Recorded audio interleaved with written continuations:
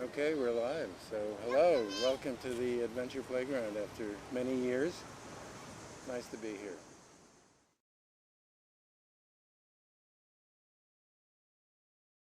This had been, since the 1930s, one of 20 perimeter playgrounds in Central Park, and as many know, was about to be torn down for a parking lot for Tavern on the Green by Robert Moses, a group of dedicated neighborhood mothers, mostly mothers, maybe a couple fathers, came and laid down in front of the bulldozers and stopped it. As an interesting aside, those mothers included to be future professional women that really shaped the history of New York, including Diane Ravitch, a great educator and philosopher, Claire Beckhart, who became the head of state parks in New York, Barbara Fife, who became a deputy mayor, Emily Marks, who led one of the largest housing groups, and there were others. So the idea behind the playground, one was to respect the perimeter and not encroach on wonderful Central Park, because had Arlene been born then, she would have fiercely fought that. So we stayed within the confines of the park. We kept all the trees, all of which, except maybe one, survived the renovation. And I tried to create a play environment where the kids would have access to sand and water, the two basic food groups where kids play, and be able to mix them together. And there would be a low wall around that the kids could climb on, as there's a kid climbing on that now. The mothers and fathers could look over and see their kids at play, but because the inside was sandy and wet and yucky, they would hopefully stay on the outside and let their kids have their own experience without the micromanagement that seems so prevalent today. So those were the ideas: experience for the kids, control over the kids' own experience, and a little bit of benign neglect when it came to keeping the parents out and leaving the kids in. And I think that's been successful for the last 44 years.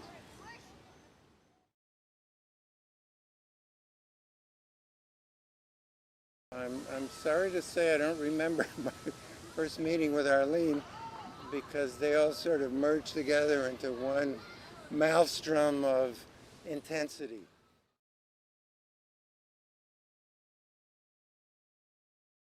The 72nd Street subway station, which interestingly, because it is next to many landmarks and a modern building, was one of the challenges that I really enjoy as an architect. Both respecting the landmarks of the past, obviously, in the context of the neighborhood, but really re-envisioning them for the future. And there was a big controversy at the time we designed the new subway entrance. Some people felt it should be a replica of the historic entrance. Other people wanted something out of Miami Vice and extremely modern. And I think we brokered an intelligent compromise where the new structure, clearly new, was like a grandchild of the original structure. And I think that's worked quite well. And I think that's an interesting commentary on landmarks. I think we need landmarks. We need change in the development of cities over time, and in a sense, it's a balancing act.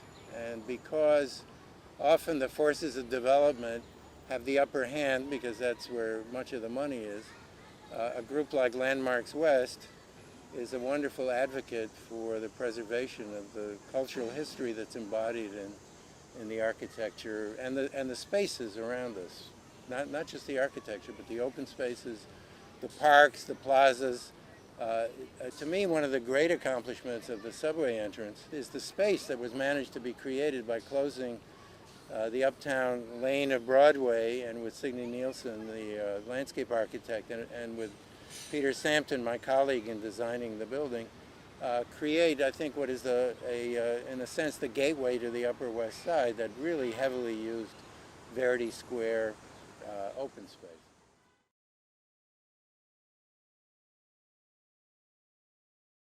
If your question is, how does this look 15 years after it's been renovated and 44 after it's been designed, I think it looks great. I think adults have a misconception that anything to do with children should be brightly colored and kiddie.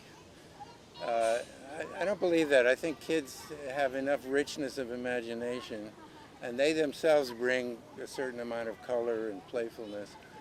This was designed as a kind of, excuse me, it was designed as a natural environment. Volcanoes, hills, craters, walls, tree houses, and it was designed really to fit into the natural context of Central Park. The trees add color, which changes all year, and sometimes is gray and sometimes is a bright green. I'm not of the school that feels that playgrounds should all look like brightly colored things that are designed for kids' nurseries. I think that's really not respecting kids' imagination.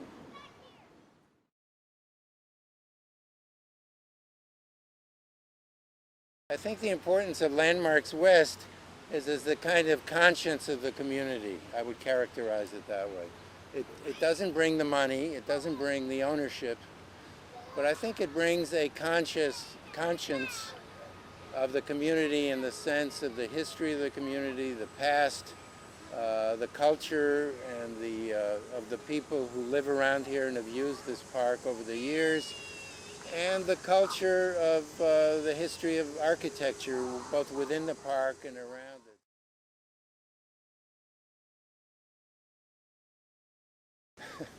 it. When you talk about the Upper West Side, you are speaking controversy. Like any diverse communities where various cultures coalesce and clash, every two people on the Upper West Side have at least three opinions about everything. And that's actually one of the charms about this neighborhood. There is no lockstep of philosophy. Let 100 flowers bloom may have been quoted by Mao Zedong, but it certainly describes the Upper West Side of Manhattan. And writers all the way from Saul Bellow to more contemporary writers have all used the Upper West Side as a kind of canvas for the incredible richness and diversity of the Upper West Side. So no, I was not surprised by the controversy. I expected it.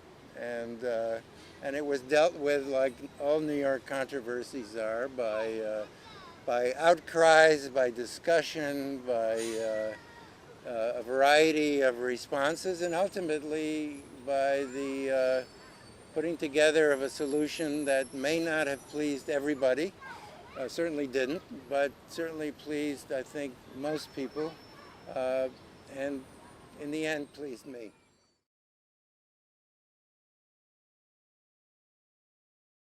One of the unique things about Landmarks West and some of the people associated with it, like Michael Gotkin, was they were early to the struggle for the preservation of modern architecture.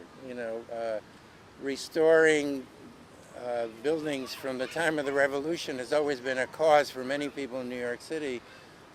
What has not been a cause until recently, and Landmark West really deserves a lot of credit in this regard, is the preservation of modern architecture. Modern architecture, which I would characterize as anything after the 30s and 40s, and even in Central Park in the 60s when this and other playgrounds were built, has become, in the fullness of time, requiring of preservation as well, and Landmarks West and other groups like Doko Momo and others have really focused people's attention on, hey, this is valuable too, and it's part of New York's legacy.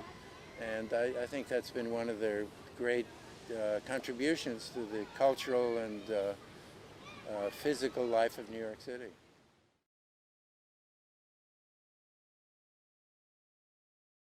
I think we're entering, or we're in a period where funds are increasingly scarce, where much of not only the stock of our buildings, the apartments, the historic buildings, but also our infrastructure. You know, what you're not seeing, what's underground, the water, the sewage, everything else that helps us stay a civilized society, are reaching a point in their life when they will have to be restored. I mean, much of our practice has to do with the new subway to the west side where we're designing a station, the treatment of water, filtration of water into New York City. That's almost invisible to the above average New Yorker. And that's reaching the end of some of their useful life, as are the buildings. So I would hope that Landmark West, among all their other concerns, also focuses on the infrastructure, on the largely invisible underpinnings to how we all live.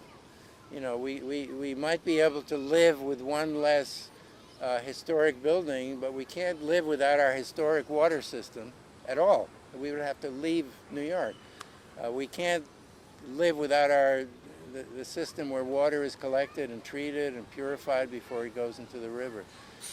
So those are all concerns that the entire country actually has to be more involved with. We have pushed our environment and infrastructure way back to the back burner, while we focus on all kinds of other things, terrorism, fixing the world's problems. We're rapidly reaching a point where our own infrastructure will need so much repair that we're simply not going to be able to afford to do many of those other adventures that we're so concerned with now.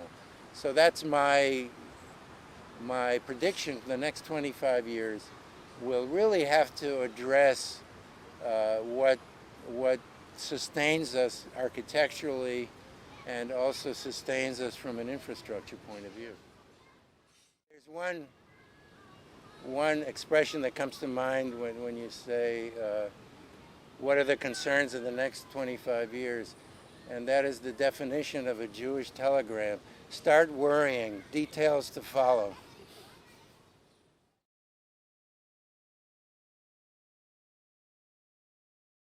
The advocacy of Landmarks West and the community outcry that was raised by that advocacy certainly helped guide the Central Park Conservancy and the Parks Department in the restoration of the other playgrounds. I think then they understood that there was a value to the original forms, and they tried very hard to meld those original forms with the very onerous federal safety guidelines to create new playgrounds, which I think have turned out very well. The water playground at the Heckscher part of the playground, the ancient play garden, 72nd Street, and others that we did not design. So I think it's been a good partnership, and I would think they appreciate, in a way, you've sort of been the stalking horse for the community for them, because I think you've helped them understand the needs of the community, and by being more responsive, I think they've gained something as well.